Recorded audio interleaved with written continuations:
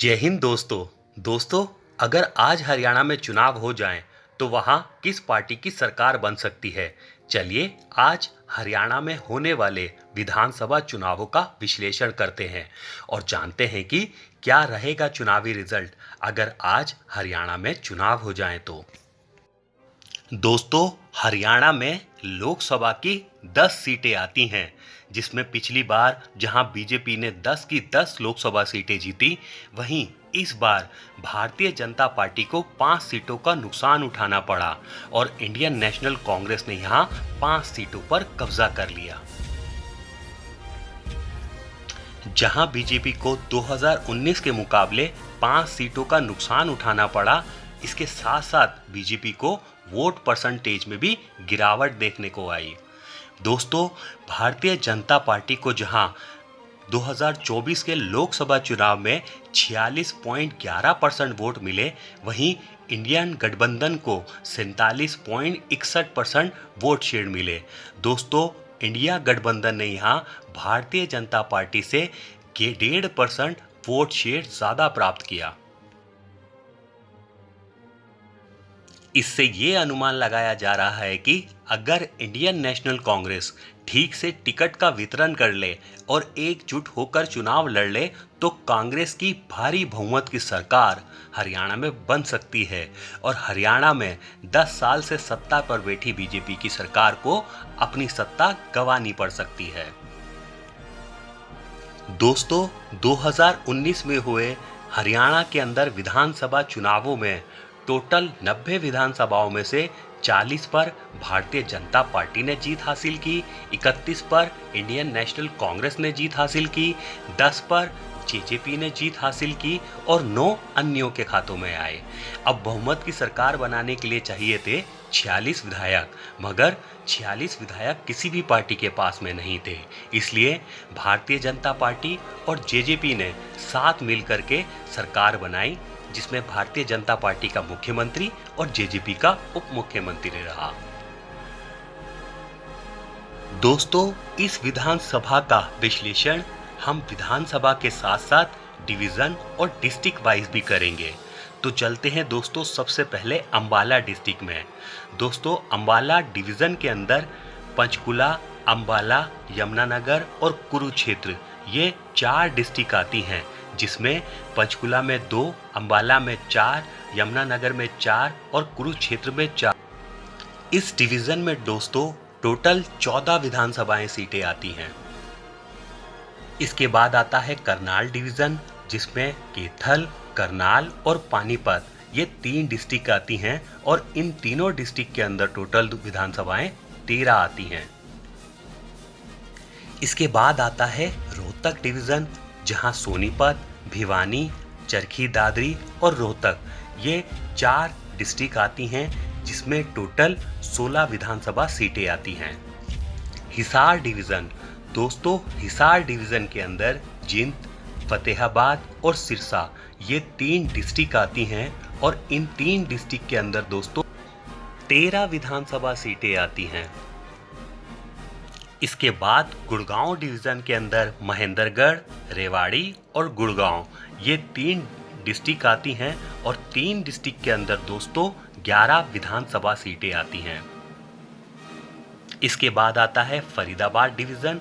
Faridabad division के अंदर नूंह, पलवल और फरीदाबाद ये 3 डिस्ट्रिक्ट आती हैं और इन 3 डिस्ट्रिक्ट के अंदर दोस्तों 12 विधानसभा सीटें आती हैं। तो चलिए जानते हैं दोस्तों इस विधानसभा में कौन कौन सी सीटें भारतीय जनता पार्टी हार सकती है। सबसे पहले आता है पंचकुला डिस्ट्रिक्ट के अंदर पंचकुला विधानसभा। पंचकुला विधानसभा में जहां भारतीय जनता पार्टी से ज्ञानचंद गुप्ता चुनावी मैदान में थे, वहीं इंडियन नेशनल कांग्रेस से चंद्र मोहन चुनावी मैदान में थे। जहां ज्ञानचंद गुप्ता को 61,537 वोट मिले, वहीं इंडियन नेशनल कांग्रेस के उम्मीदवार को 55,904 वोट मिले। जीत और हार का मार्जिन दोस्तों यहां 5,633 रहा। 2014 में यहाँ जीत और हार का मार्जिन 34% था, जो 2019 में घटकर मात्र 5% ही रह गया। इससे ये अनुमान लगाया जा रहा है कि एंटी इनकम्बेंसी और किसान आंदोलन बीजेपी को ये सीट हरवा सकती है। इसके बाद आती है दोस्तों यमुनानगर डिस्ट्रिक्ट की यमुनानगर विधानसभा।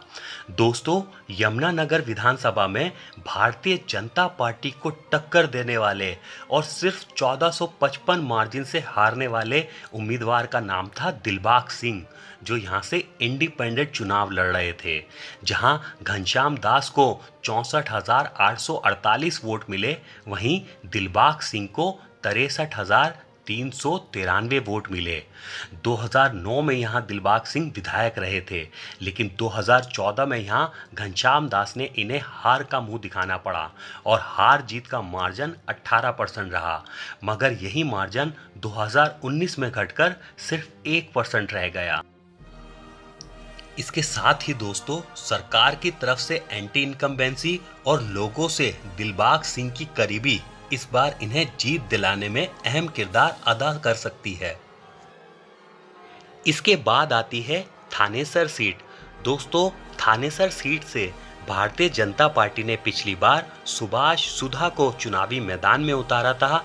वहीं इंडियन नेशनल कांग्रेस से अशोक कुमार चुनावी मैदान में थे, जहां सुभाष सुधा को 55,759 वोट मिले। वहीं इंडियन नेशनल कांग्रेस के उम्मीदवार अशोक कुमार को 54,917 वोट मिले।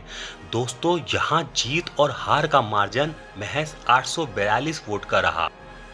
इंडियन नेशनल कांग्रेस के उम्मीदवार अशोक कुमार बहुत ही कद्दावर नेता हैं यहाँ के, और 1989 से लेकर अब तक अशोक कुमार 8 बार विधानसभा चुनाव लड़ चुके हैं, जिसमें 1996, 2000 और 2009 तक 3 बार विधायक रह चुके हैं। इस बार भी इनकी जीतने की पूरी संभावनाएं हैं।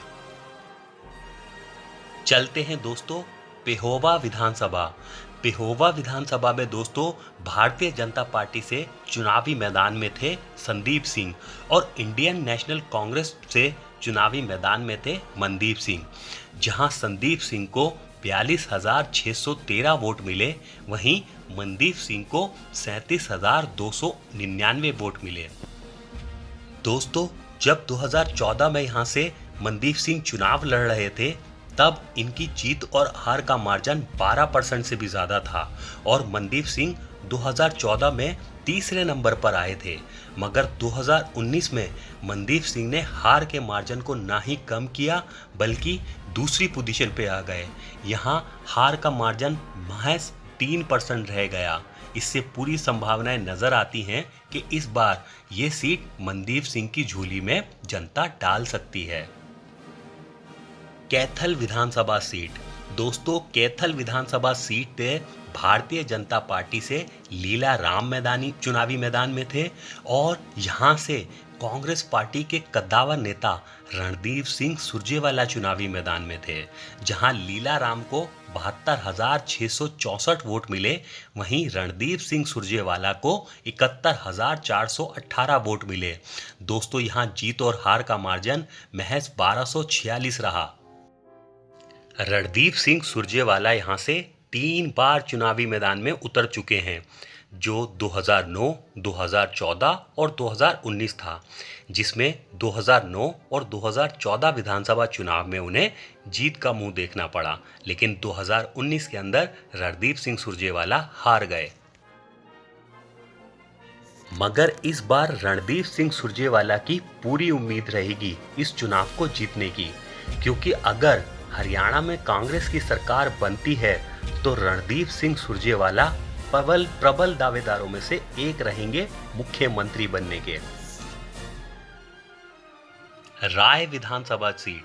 दोस्तों राय विधानसभा सीट पे भारतीय जनता पार्टी से मोहनलाल बदूली मैदान में थे, और इंडियन नेशनल कांग्रेस से थे जे तीरथ ने जहां 42,715 वोट हासिल किए, वहीं भारतीय जनता पार्टी के मोहनलाल बदूली ने 45,377 वोट हासिल किए।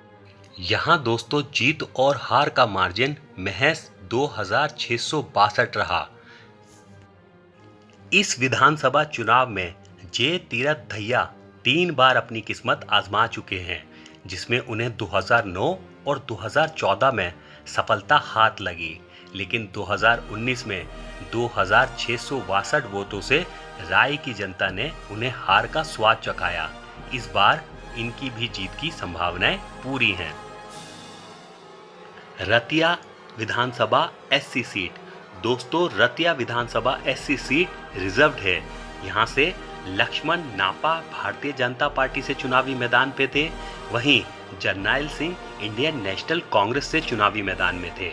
जहां लक्ष्मण नापा को 55,160 वोट मिले, वहीं इंडियन नेशनल कांग्रेस के उम्मीदवार को 53,944 वोट मिले। दोस्तों यहां जीत और हार का मार्जिन महज 1216 रहा। इस विधानसभा से दोस्तों जरनैल सिंह ने 3 बार चुनाव लड़ा, 2009, 2014 और 2019, मगर तीनों ही बार इन्हें हार का सामना करना पड़ा।